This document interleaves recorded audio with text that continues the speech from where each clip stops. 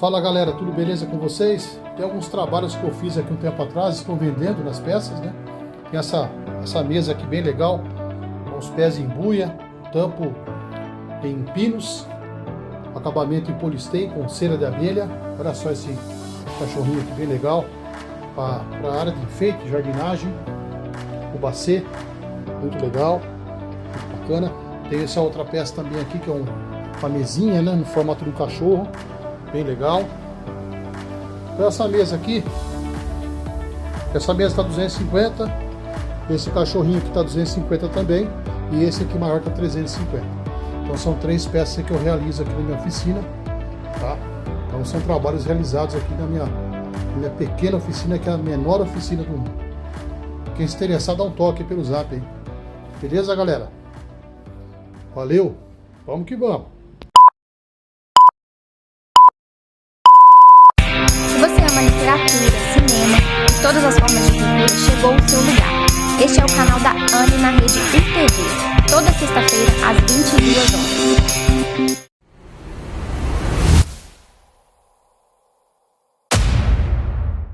A cultura brasileira acaba de ganhar um novo palco, a Web TV Anne.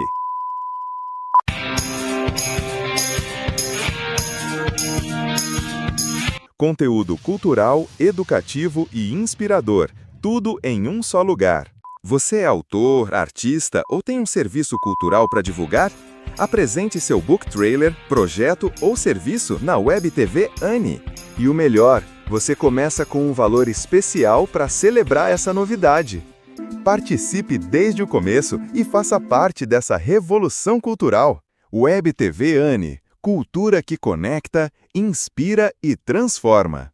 Acesse, compartilhe e venha fazer história conosco. O Instituto Anne Cultura agradece aos parceiros que acreditam na cultura como força de transformação.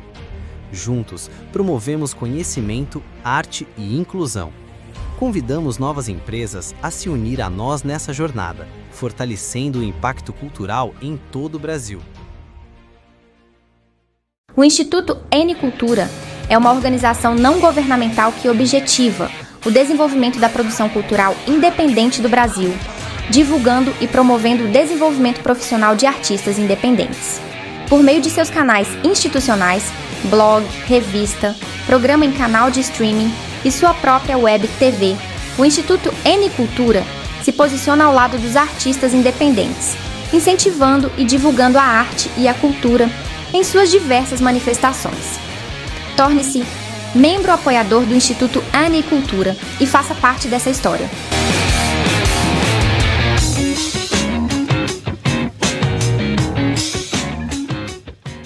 Uma ideia que começou como associação, agora se transforma em algo ainda maior. Nasce o Instituto Anne Cultura, uma organização que impulsiona talentos e fortalece a cultura brasileira, valorizando todas as regiões do país, em todas as formas de arte. Com projetos aprovados pela Lei Rouanet, Ancine e outras leis de incentivo, transformamos ideias em ações culturais reais, acessíveis e de impacto. Quer saber o que talentos pensam sobre a Anne? Leia as edições da nossa revista e descubra os depoimentos de Luiz Airão, Evandro Mesquita, Miguel Nader, Luiz César Rangel, Márcio Seixas e muitos outros. Cultura reconhece cultura. Empresas e pessoas físicas podem contribuir de diversas formas com o Instituto Anne Cultura. Cada apoio se transforma em projetos culturais de relevância para todo o Brasil. Instituto Anne Cultura, valorizando talentos, conectando a cultura do Brasil.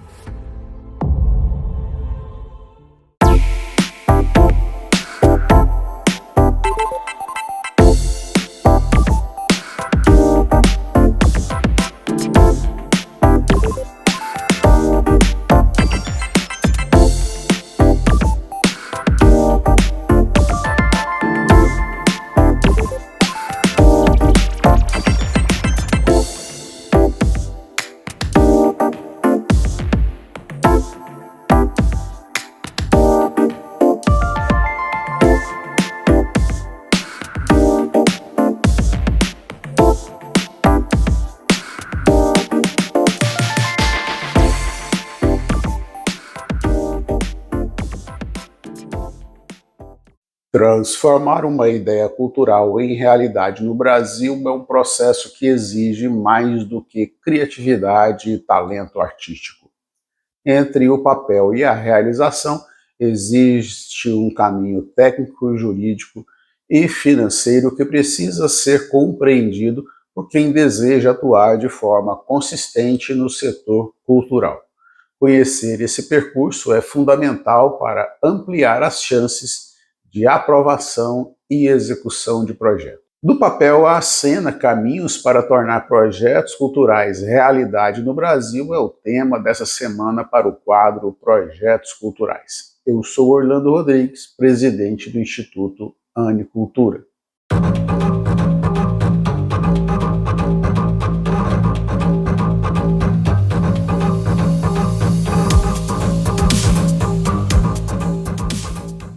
O primeiro passo é a organização da ideia. Um bom projeto cultural começa com objetivos claros, justificativa bem fundamentada e definição precisa do público-alvo. É nesse momento que o proponente demonstra a relevância cultural, social e simbólica da proposta, alinhando-se às políticas públicas e às demandas da sociedade. Em seguida, entra a etapa da formação técnica. A elaboração do projeto deve respeitar critérios específicos exigidos por editais e mecanismos de fomento, cronograma, orçamento, plano de execução e estratégias de acessibilidade e democratização do acesso são elementos indispensáveis para análise e aprovação. No Brasil, os caminhos de financiamento são diversos. As leis de incentivo à cultura em níveis federal, estadual e municipal continuam sendo importantes instrumentos de viabilização. Além delas, fundos públicos, editais diretos, patrocínios privados e parcerias institucionais compõem um ecossistema cada vez mais complexo e competitivo.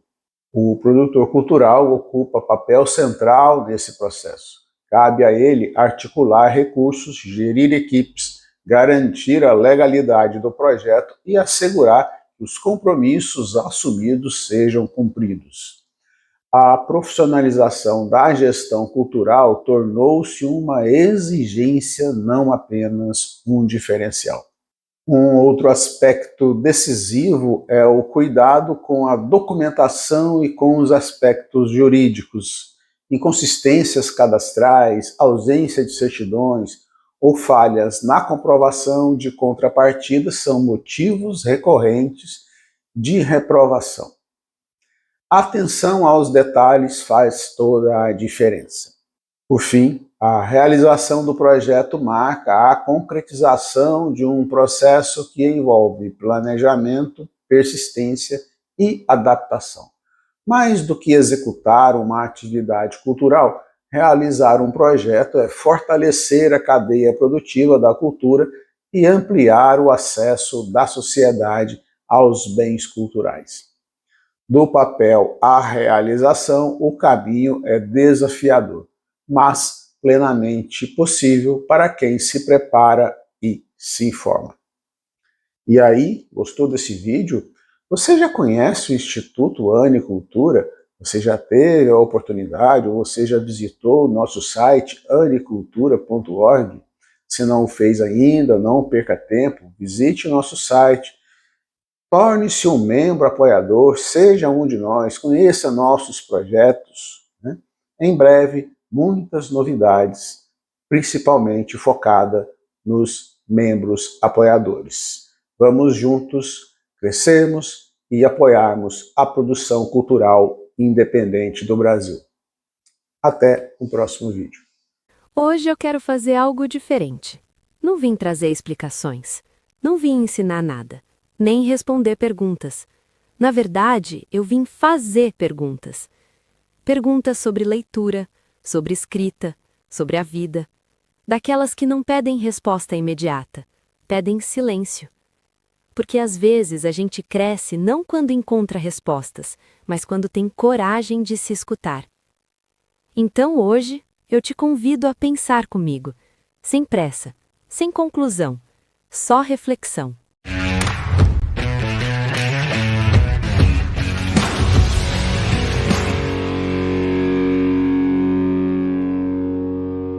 Quando foi a última vez que você leu, não para terminar, mas para sentir? Você ainda se permite mergulhar em palavras ou só passa por elas? Se os livros falassem, o que diriam sobre a forma como você os lê? Você escreve para ser visto ou para se encontrar? Quantas histórias você deixou pela metade, não no papel, mas dentro de você? A leitura ainda é encontro ou virou hábito automático? O que você procura quando abre um texto? Respostas ou espelhos? Será que algumas palavras entram na nossa vida não para explicar, mas para despertar? Você lê com os olhos ou com a alma? E se a história que mais precisa ser escrita for a sua? Agora deixa eu te convidar a respirar, porque existe um pensamento que sempre ecoa em mim. As palavras não mudam o mundo, elas mudam as pessoas, e são as pessoas que mudam o mundo.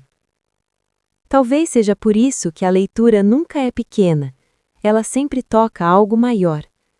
E talvez o que você lê hoje seja exatamente o que vai transformar a forma como você vê amanhã.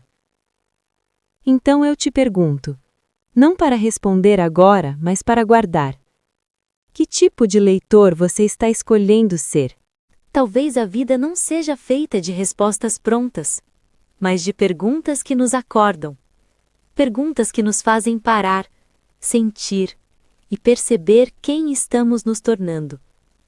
Se hoje alguma dessas perguntas ficou ecoando em você, então esse encontro já valeu. Porque refletir também é um ato de crescimento. E lembre, nem toda pergunta pede resposta. Algumas pedem transformação. Até o próximo Variedades Literárias. Toda grande transformação começa com uma escolha. A escolha de olhar apenas para si ou de olhar para o coletivo. Vivemos em um tempo de talentos individuais extraordinários. Artistas, produtores, escritores, músicos e agentes culturais fazendo trabalhos incríveis, cada um no seu espaço, no seu ritmo, no seu universo. Mas existe uma pergunta que precisamos fazer com honestidade. O que acontece com a cultura quando cada um decide caminhar sozinho? Ela se fragmenta. Ela perde força, ela encolhe, porque a cultura não é apenas expressão individual, é construção coletiva. E quando escolhemos olhar juntos, algo poderoso acontece. Ideias se conectam, projetos ganham escala. Se pessoas fortalecem, hoje, no Olhar Cultural, vamos refletir sobre essa semente que plantamos agora, uma semente de união para um futuro cultural muito maior.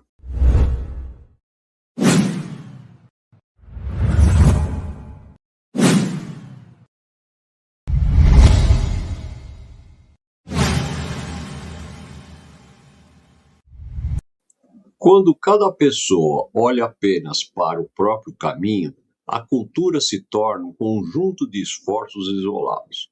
Bonitos, sim, mas limitados. É como plantar sementes separadas, sem cuidado, sem diálogo, sem terreno comum. Algumas até florescem, mas muitas se perdem. A cultura precisa de algo maior do que o talento individual. Ela precisa de visão coletiva.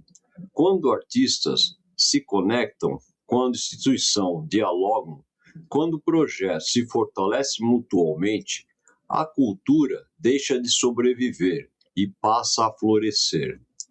Florescer significa crescer com raízes profundas. Significa criar impacto real. significa abrir caminhos para quem vem depois. A história cultural mostra isso com clareza.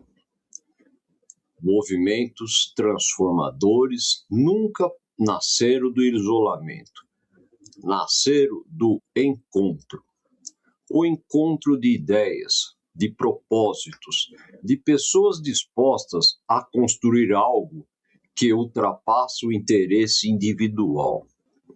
É exatamente esta mentalidade que o Instituto Anicultura vem cultivando, plantar sementes hoje que gerarão um ecossistema cultural mais forte amanhã. Cada parceria criada, cada artista valorizado, cada projeto articulado é parte de um terreno fértil que está sendo preparado. E é com esse terreno coletivo o crescimento. Não é é de todos. Cultura forte não é aquela que compete internamente. É aquela que se reconhece como rede. Porque quando olhamos juntos, a cultura ganha escala, voz, presença e futuro. Talvez a maior reflexão de hoje seja simples. Que tipo de cultura queremos construir? Uma cultura de ilhas ou uma cultura de pontes? Se cada um olhar apenas para si, ela encolhe. Mas quando escolhemos caminhar juntos, ela floresce e floresce para todos. O Instituto Anicultura acredita nessa construção coletiva. Acredita que a união não é discurso, é estratégia, é visão e é futuro. Nosso agradecimento a todos que caminham conosco nessa missão, parceiros, apoiadores e patrocinadores que ajudam a transformar sementes em realidade. E o convite permanece aberto. Se você acredita que a cultura cresce quando é compartilhada, venha conhecer o Instituto Anicultura e fazer parte dessa construção. Porque juntos plantamos hoje o futuro cultural que queremos viver.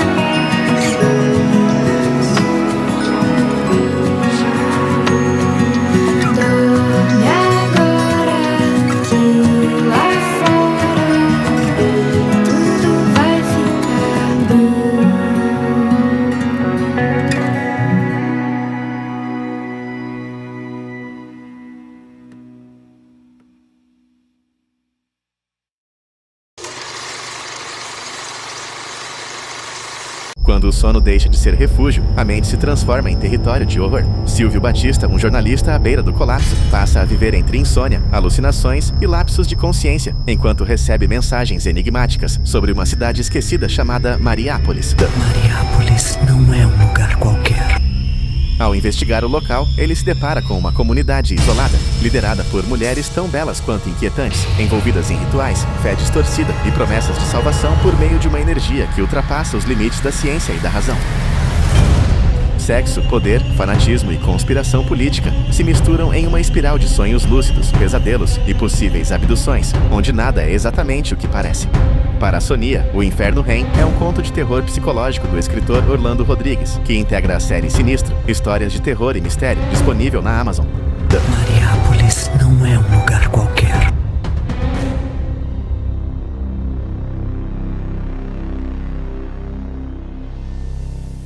Lisa é uma jovem enfermeira que, após escapar de um relacionamento abusivo e violento, busca recomeçar sua vida em uma nova cidade. Mas o passado é um fantasma que não a deixa em paz. Durante uma noite chuvosa e intensa, enquanto se prepara para mais um plantão na UTI de um hospital público, Elisa enfrenta um misto de ameaças, medo e coragem.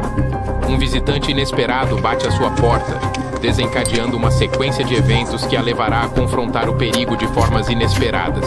Entre as sombras de um corredor hospitalar, a tensão cresce quando um novo paciente chega à UTI. Um homem que pode estar conectado aos traumas que ela tenta desesperadamente deixar para trás. Com o destino e a vida nas mãos, Elisa precisará decidir se seu juramento de salvar vidas será mais forte do que a tentação de finalmente se livrar de seus demônios. Um suspense carregado de mistério, medo e escolhas difíceis. A Plantonista é um conto de suspense e mistério do escritor Orlando Rodrigues, disponível em e-book na Amazon e integra a série Sussurros e Suspiros. Baixe já o seu.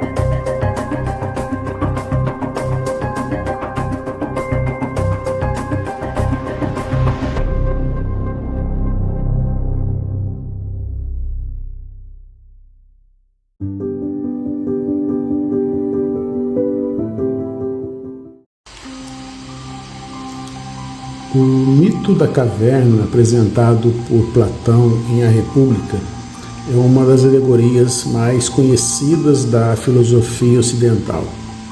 Nele, o filósofo descreve prisioneiros acorrentados desde o nascimento no interior de uma caverna escura. Esses indivíduos só conhecem olhar para o fundo da gruta, onde veem sombras projetadas por objetos que passam atrás deles. Para os prisioneiros, essas sombras constituem toda a realidade. Platão utiliza essa mensagem para refletir sobre o conhecimento humano. As sombras representam as aparências sensíveis, aquilo que percebemos pelos sentidos de forma imediata. Já os objetos reais, fora do campo de visão dos prisioneiros, simbolizam a verdadeira essência das coisas. A caverna, por sua vez, é o mundo da ignorância e da ilusão.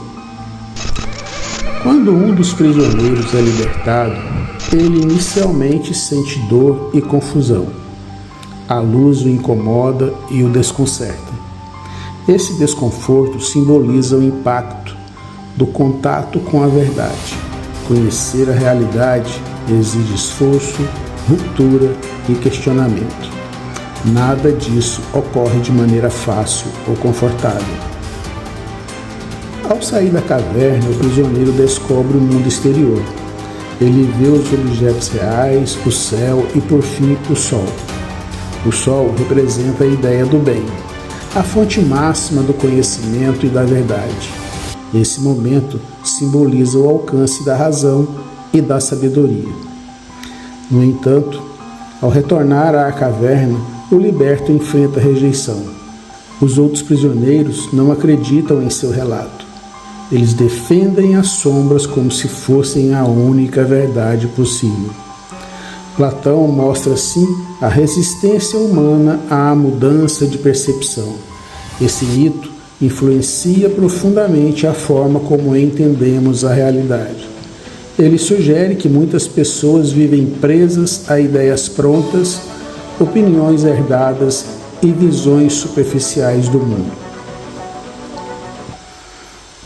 A mídia, a cultura e as crenças sociais podem funcionar como sombras. Aceitá-las sem reflexão mantém o indivíduo na caverna. A educação para Platão é o processo de libertação.